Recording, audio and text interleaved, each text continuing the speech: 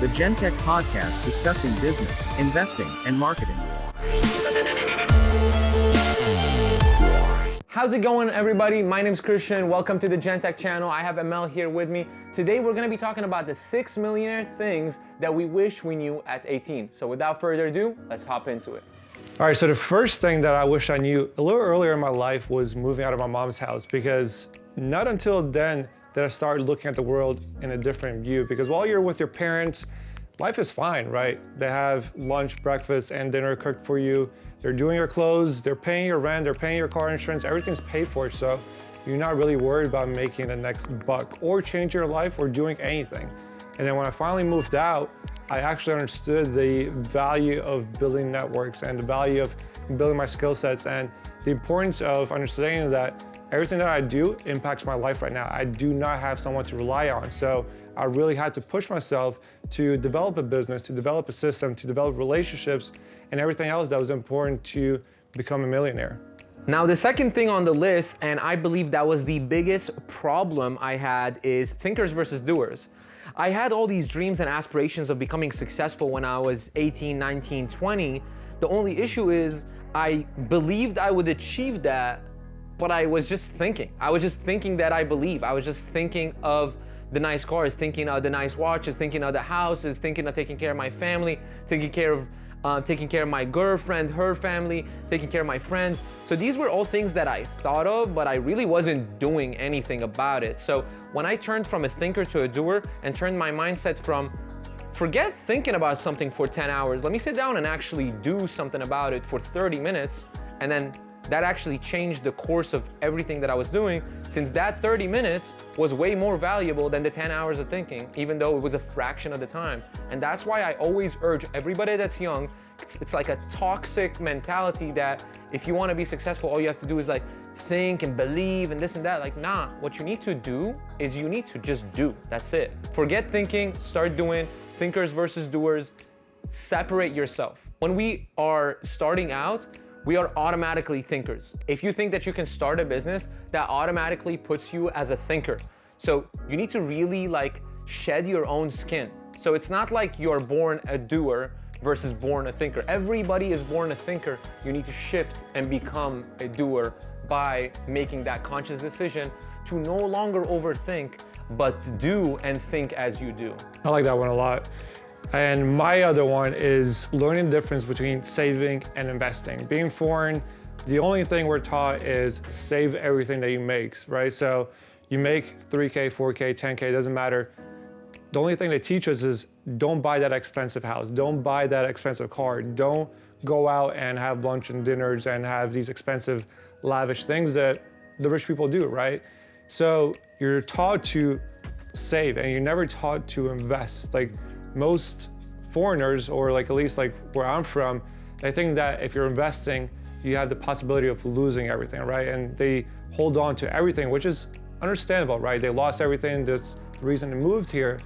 But if you're going to play in this system and win in this system, you have to invest. That's the only way to become a millionaire in America, is through investing, because you can work your whole life and you can make 6 figures or 200K or 300K, but you still can't save your way to a millionaire. And that's the problem. Only through investing can you become a true millionaire, because you're limited on time. If you got a corporate job, you're limited. If you're making 100K, you can't work double, right? There's overtime, but there's still a cutoff. Now, when you're investing, you buy a real estate property, you get renters in there, right? You buy your second one, you get renters in there. Now you're building equity. And then you start a business, you're getting clients, you employ someone to run that business. Now that business is making 100K a year or scaling past 100K a year. Now that business is valued at $1 million. That's the true way to become a millionaire. It's understanding that you need to invest. And over time, even if you just invest in the S&P, I had a video on that where if you invest $4 a day, until the time you retire, you will become a millionaire. So instead of buying coffee, literally investing $4 a day, through compounded interest and through compounded investments, you're going to become a millionaire. So don't save your way to becoming a millionaire, invest your way to becoming a millionaire. I love that, and I feel like that's so accurate, especially within the next thing that I was gonna talk about, which is the 1% rule. The 1% rule is focus on improving by 1% every day and compound it. Just like investment, it's going to have a much greater total, right? Like I always give this example is 1% today, 1% tomorrow, 1% the day after. Do that for 300 days in a year, or even 250 days in a year. You're gonna be unrecognizable. Over time, I believe like it's over 2,000% increase in the first, like I think 250 days or something like that. And that just really shows that a mere 1% can really change the game. If you're increasing your ad spend by 1%, if you're increasing your conversion rate by 0.1%, if you're increasing your effectiveness by 1%, if you read an extra book, an extra page, if you do an extra set, an extra rep, all these things count, and every single one of them is eventually gonna come back to you. So every second that you're not doing and trying to improve by 1%, you're missing out on a huge compound interest that is likely to happen in the future. So start doing 1% right now, and in 6 months, 12 months, 18 months, you'll really see the difference. I like that as well, man. And my personal final recommendation is leverage. And it's something that I found on a IG post before. It was a close friend that posted it, and he said that the way to a millionaire is not through money itself, but it's through leverage. And leverage in a rich person's eyes is something that you are aware of as well, which is taking out money, for example, from a bank to buy real estate. That's leverage. Using a connection to get to a client, that's leverage. Giving your service to someone else in exchange for their service, that's a net leverage as well. And understand that through leverage, you can make a lot more, because people think that you have to pay out of pocket to get something. And again, you're going to be limited on how much you can truly pay.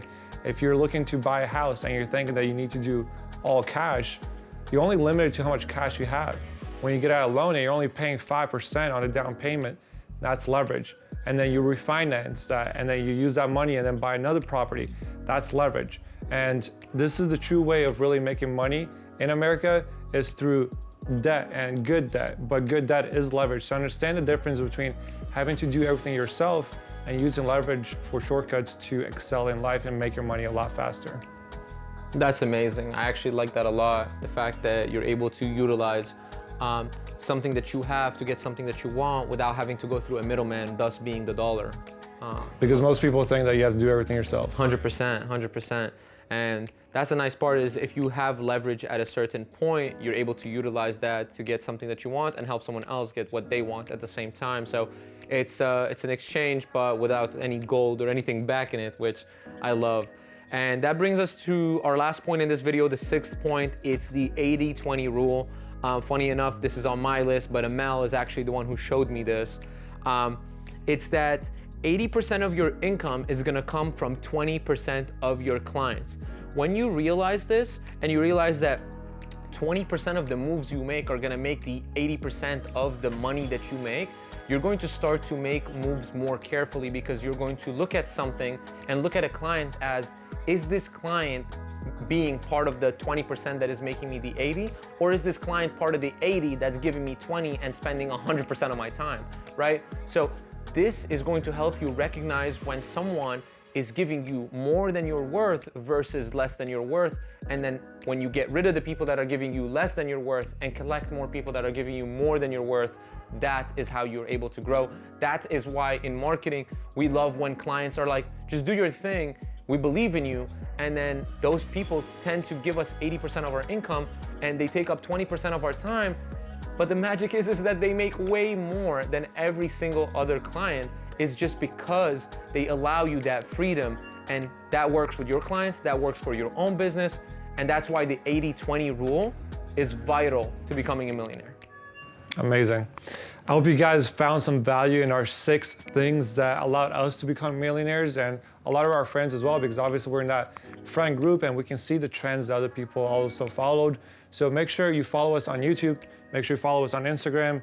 And if you guys are looking to join our podcast, if you want to be a guest, make sure to reach out to us on Instagram, and we will be more than happy to have you on our podcast.